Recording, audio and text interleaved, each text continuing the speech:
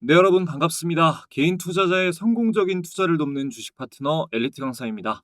오늘은 단기 매매 지표의 최고봉이라고 불리우는 5대 지표 중 하나인 스토캐스틱을 활용한 매매법 강의를 해드리려고 합니다. 스토캐스틱은 한때 증권가의 유명 인물이었던 고승덕 변호사가 마법의 지표라고 이름 붙이면서 크게 유행했던 적이 있습니다. 고승덕 변호사는 서울대 법대 재학 중 사법시험 최연소 합격, 외무고시 차석 합격, 행정고시 수석 합격을 연달아 이뤄내며 고시 3관왕 타이틀로 천재라는 명성이 자자했었죠. 고승덕 변호사는 차트를 볼 때 많은 대가들이 얘기하듯 파동을 가장 중요하다고 강조했는데, 실제로 그는 파동 분석과 스토캐스틱을 활용한 매매 전략으로 주식 투자를 통해 큰 부를 일군 것으로 알려졌습니다. 저는 오늘 현재 한국 주식시장의 트렌드에 더욱 알맞는 방식으로 스토캐스틱을 활용해서 확률 높은 수익을 취하는 전략을 우리 구독자분들께 알려드릴 거예요.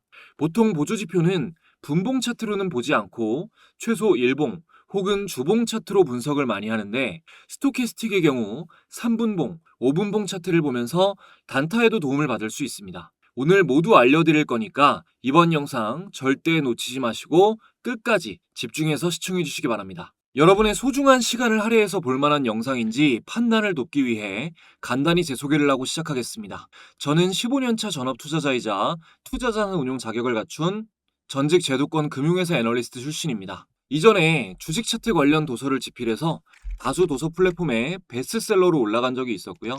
종목 공부 위주로 알려드리고 있는 구독자 10,000분 이상 보유한 엘리트 강사 채널에서 실제 매매 인증 또한 꾸준히 하고 있습니다. 저의 이런 정보를 알려드리는 이유는 유튜브에서 주식 강의를 하는 사람들 중 90%는 관련 자격증이나 전문적인 학습이 아예 안 된 사람들이 대부분입니다. 심지어 증권사 채널에서 전문적인 내용을 강의하는 사람들도 대부분 투자자산 운용사가 아닌 대행인 정도의 수준이에요. 적어도 제가 누군가의 재산에 영향을 끼칠 수 있는 투자 관련 정보를 알려드리면서 아무 자격도 갖추지 않고 책임감 없이 떠드는 사람들과는 다르다는 걸 알려드리고자 말씀드립니다.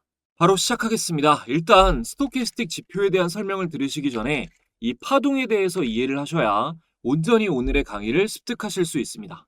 파동의 원리, 그리고 스토캐스틱의 개념, 스토캐스틱의 기본 매매 전략, 마지막으로 단기 매매 타점을 잡는 방법까지 알려드리고 마칠게요. 파동은 주식 차트로부터 투자에 도움이 되는 정보를 얻고 싶어하는 모든 사람들에게 추세만큼이나 중요한 개념입니다. 일단 파동 이론 중 가장 대표적인 이론이 이 엘리어트 파동 이론이기 때문에 엘리어트 파동 이론으로 간단하게 설명하고 넘어갈게요. 파동이라는 것은 쉽게 말해서 수평으로 이동 중인 것에 에너지가 전달되어 파동을 일으키고 움직임이 변화하는 것을 말합니다. 주가가 움직일 때 직선으로만 움직이지 않고 이렇게 반드시 지그재그로 움직이게 되잖아요. 이것이 바로 파동의 개념입니다. 첫 번째로 이해하셔야 할 것은 장기 대세 파동을 파악하시는 건데, 요거는 간단합니다. 자, 예를 들어서 SK하이닉스 차트로 키움증권 영문 기준으로 간단하게 먼저 보겠습니다. 코인 차트를 보든 트레이딩 뷰로 보든 똑같습니다, 다. 차트는 일단 처음엔 이렇게 넓게 보시는 거예요. 여기서 이 장기 대세 파동이 하락 추세가 이어지다가 장기 이평이 아래로 가고 단기 이평이 위로 가면서 이 대세 상승의 초입 시점이 여기서 만들어졌습니다. 그리고 이후부터는 고점은 높아지고 저점도 높아지고 대세 상승의 초입 구간이 시작이 된 거죠. 너무나 당연한 얘기입니다. 이럴 때는 상승하다가 조정받을 때 이런 자리, 이런 자리, 깊게 눌렸을 때 이런 자리, 이런 모든 자리에서 최근만 봤을 때도 조정이 나왔을 때 조정 자리에서 매수를 했으면 전부 다 단기 수익이 나는 자리였죠. 그러니까 장기 대세 상승 추세에 있는 종목은 적극적으로 매매를 했을 때 수익 낼 확률도 당연히 높아지게 되는 겁니다.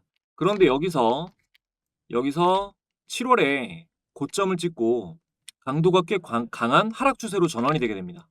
이 지속적으로 지지해주던 이 겨자색 선이 60일선인데 일봉의 생명선인 60일선도 깨지고 하락 파동이 길게 나왔어요. 이럴 때 만약 파동에 대해 애매한 지식을 가지고 있는 사람은 언제나 이 60일선 근처에서 지지를 받아왔기 때문에 여기서 매수를 하고 하락할 때 조금씩 물을 타다가 이 횡보 구간을 버티지 못하고 손절을 하거나 이렇다 할 수익을 내지 못하고 빠져나오게 됩니다.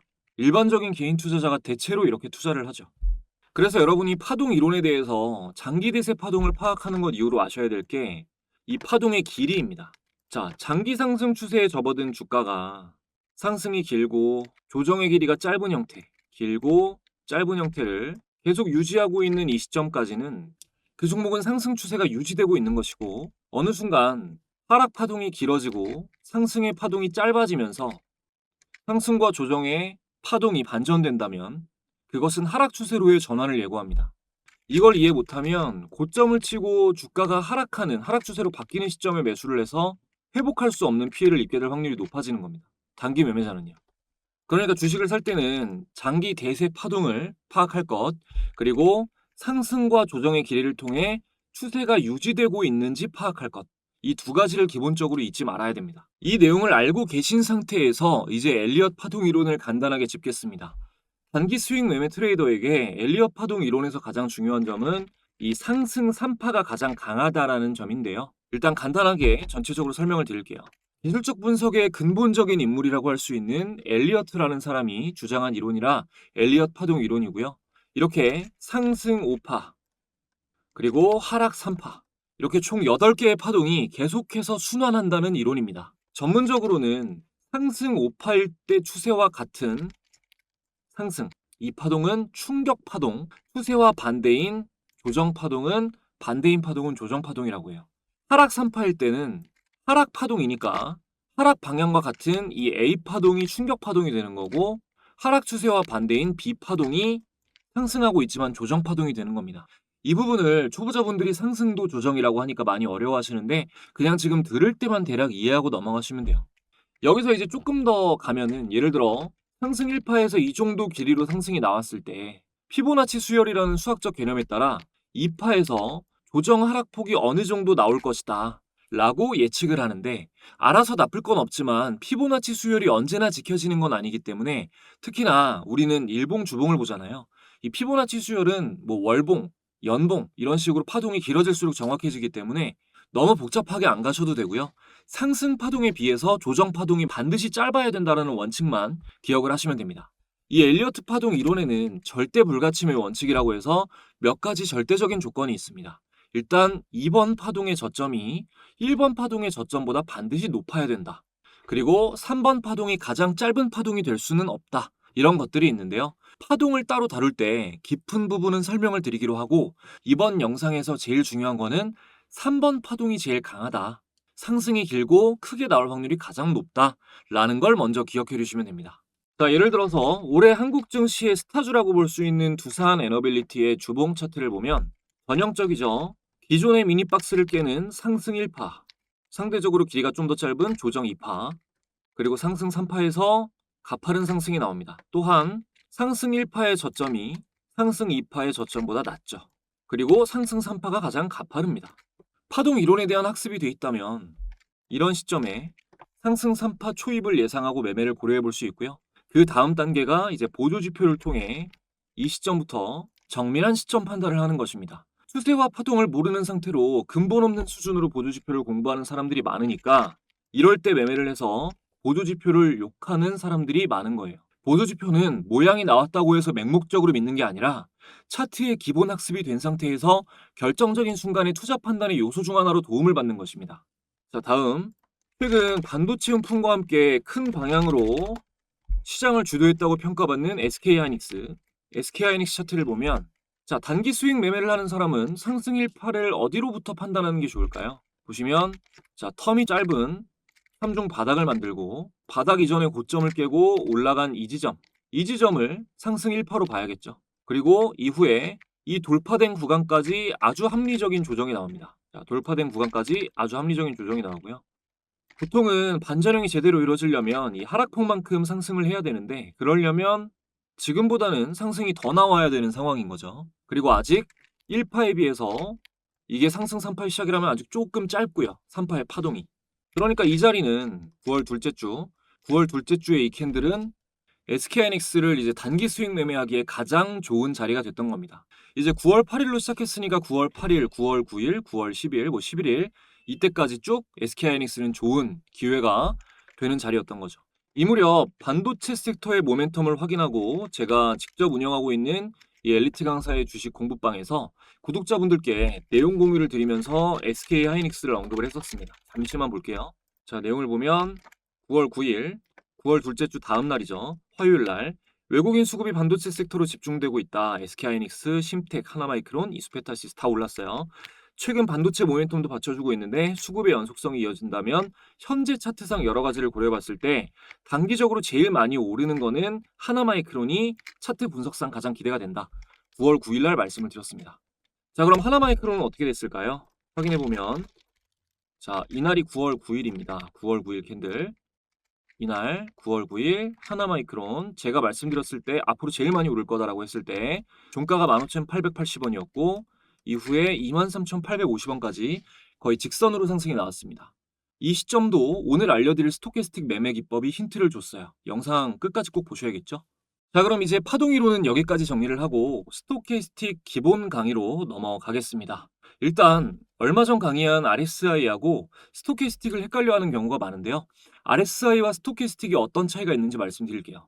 RSI는 상승할 때와 하락할 때 강도가 얼마나 강했느냐 그 힘을 알 수 있는 지표라면 스토캐스틱은 일정 기간 중 최고가와 최저가의 변동폭 속에서 현재의 주가는 어디에 위치해 있는가를 알려주는 지표입니다. 일정 기간 전체적인 가격 움직임 안에서 현재 주가가 어디쯤 와 있냐를 보는 것이죠. RSI는 매매에 참고하려면 반드시 MACD와 같은 다른 지표와 혼합해야 하지만 스토캐스틱은 단일 지표만으로도 매매 시점을 판단하는 데 도움을 받을 수 있다는 것도 큰 차이예요. 가격의 변동폭 안에서 주가의 현재 위치를 알려준다는 개념은 RSI보다는 오히려 볼린저 밴드와 그 성격이 굉장히 닮아 있습니다. 중요한 것은 이 두 지표가 모두 과거의 시세 정보를 통해 현재의 주가를 나타낸다라는 것이고 이것은 미래의 주가 추세를 예측하는 데 도움을 줍니다. 이 말을 좀 곱씹어서 생각해 보시면 좋겠는데요. 예를 들어 여러분이 어떤 학생의 다음 시험 점수가 현재 시험 점수보다 올라갈지 내려갈지를 맞추기로 했다고 해보죠.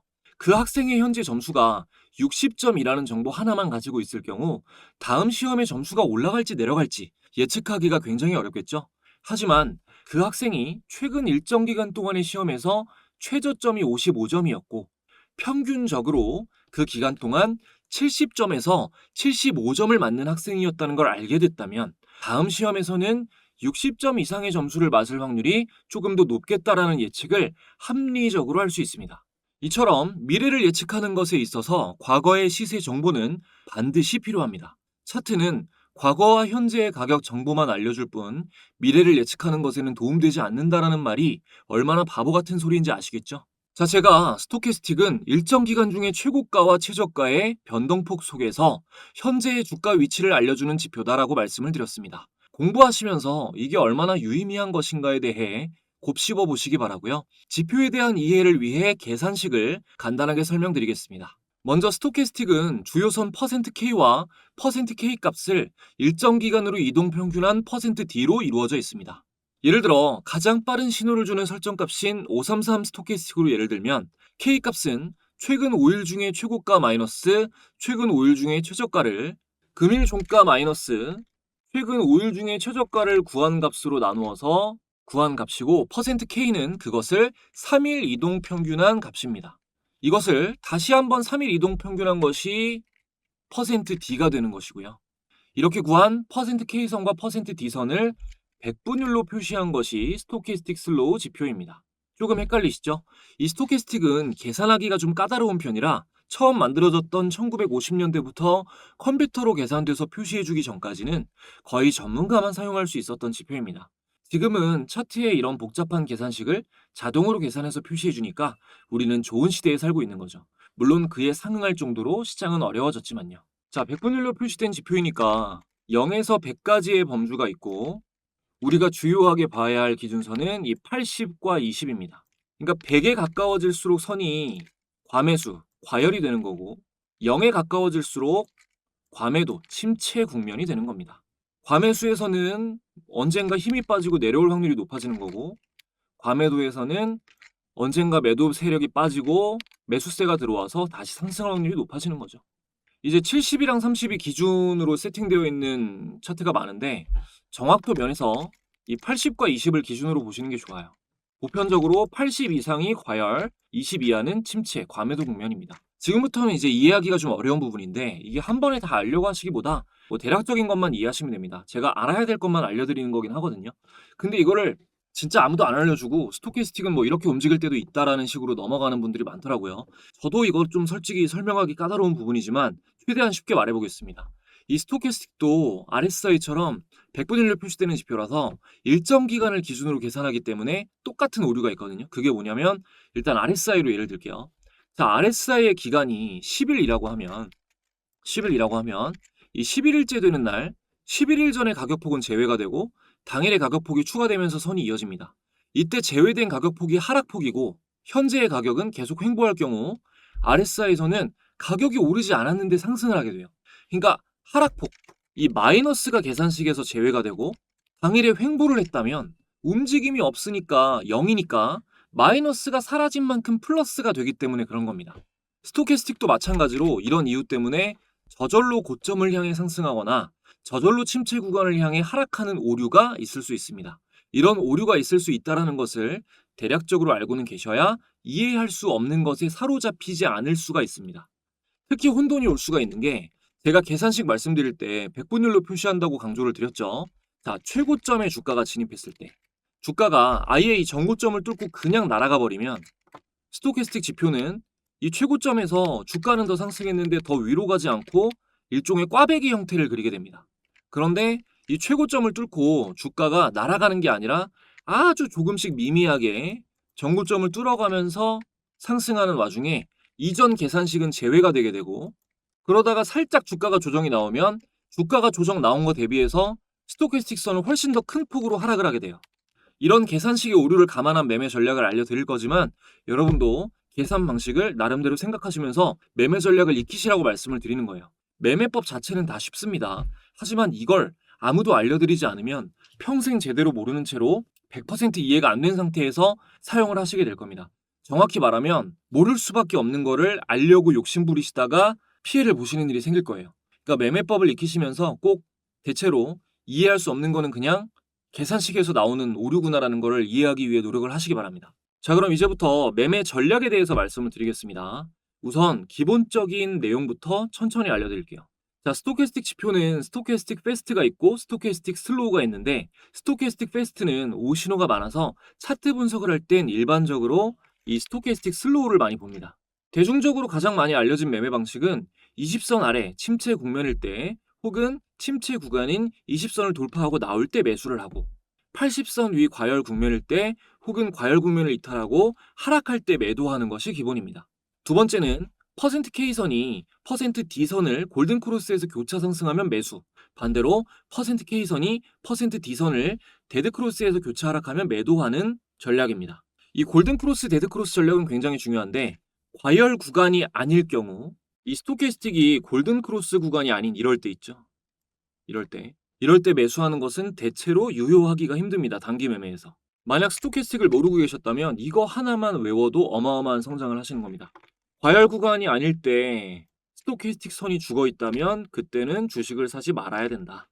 이것만 기억하고 가셔도 큰 돈 버시는 거예요. 그리고 세 번째는 스토캐스틱 다이버전스 전략입니다. 주식에서 다이버전스라는 용어는 지표와 주가가 반대로 움직인다는 뜻입니다. 바닥 구간에서 주가는 하락하고 있는데 스토캐스틱의 저점이 높아지면서 상승하면 상승 추세로 전환될 것을 예측할 수 있고, 자, 이런 식으로요. 또 천정 구간에서 주가는 상승하고 있는데 스토캐스틱의 고점이 낮아지면서 하락하면 하락 추세로 전환될 것을 예측할 수 있습니다. 이러한 다이버전스 현상을 이용한 매매 전략이 스토캐스틱 다이버전스 전략입니다. 잠시 후에 차트 보다가 사례 있으면 또 보여드릴게요.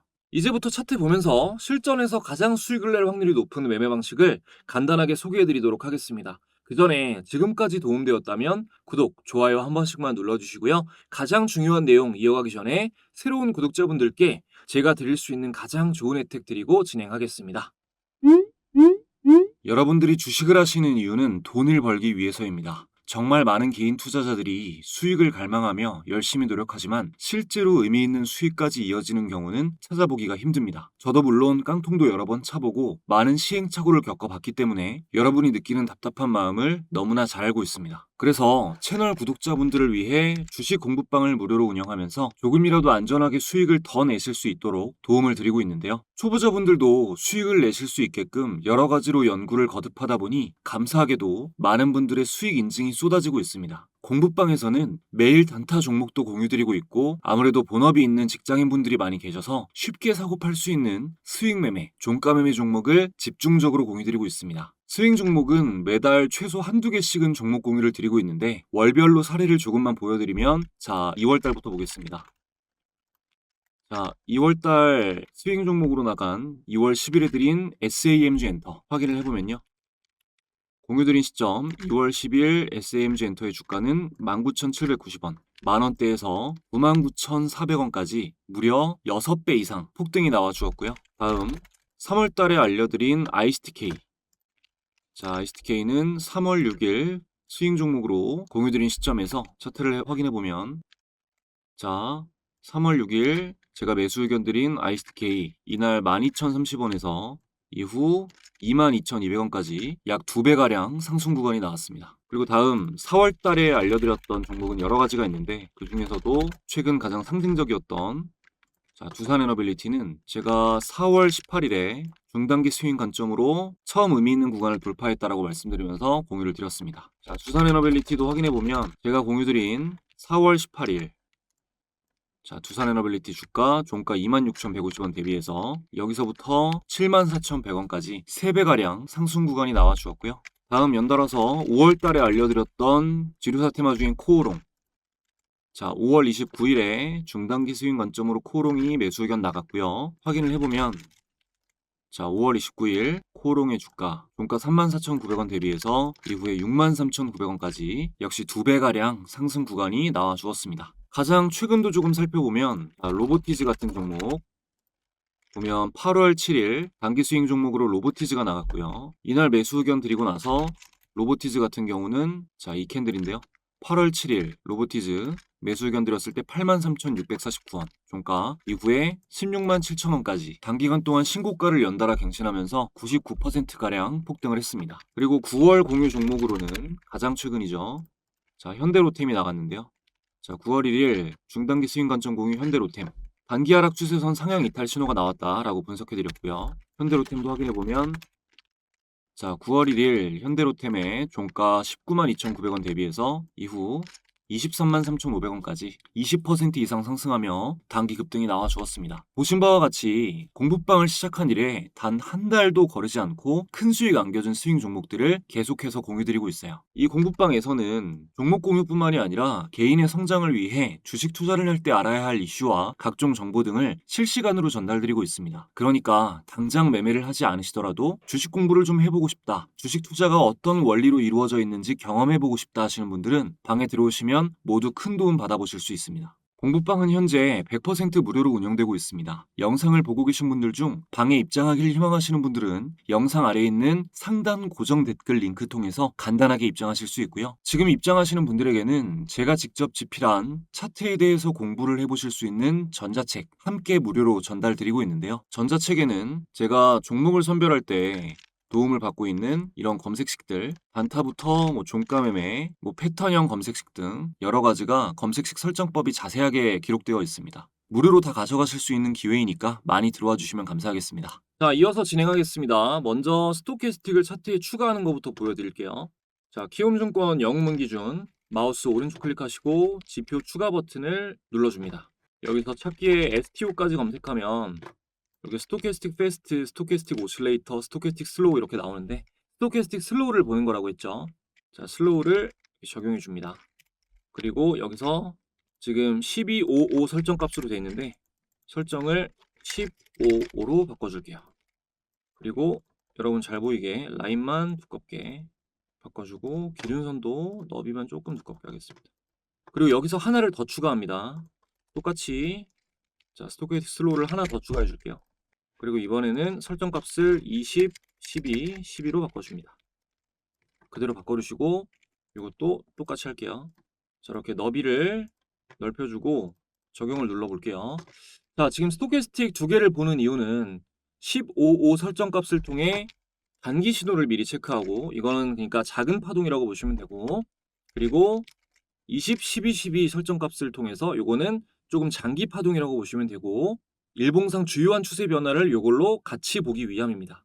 그러니까 기간이 짧고 빠른 스토캐스틱과 기간이 상대적으로 길고 느린 스토캐스틱을 함께 보는 이유 역시 이 파동과 연관이 깊은데요. 예를 들어서 우리가 일봉을 봤을 때 지금 하나마이크론 보면 최근 일봉으로 봤을 때는 직선으로 상승하고 있잖아요. 제가 알려드린 9월 9일부터 직선으로 상승하고 있죠. 이런 종목도 분봉으로 보면 좀 더 작은 파동인 분봉으로 보면 자 이렇게 상승과 하락을 계속 왔다 갔다 하면서 변동폭이 굉장히 컸던 걸 알 수 있습니다.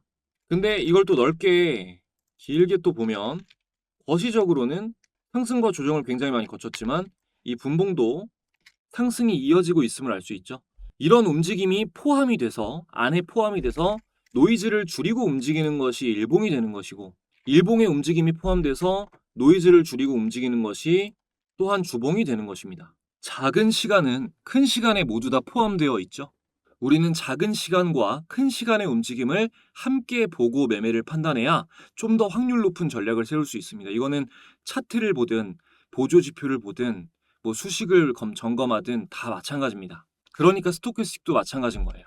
자, 아까 사례로 보여드렸던 두산에너빌리티 자 차트를 주봉으로 보면 이 상승 3파 초입의 가장 좋은 매수 시점, 진입 시점은 자 5월 12일 5월 12일의 주봉 캔들 5월 12일부터 5월 16일까지의 주봉 캔들 그죠?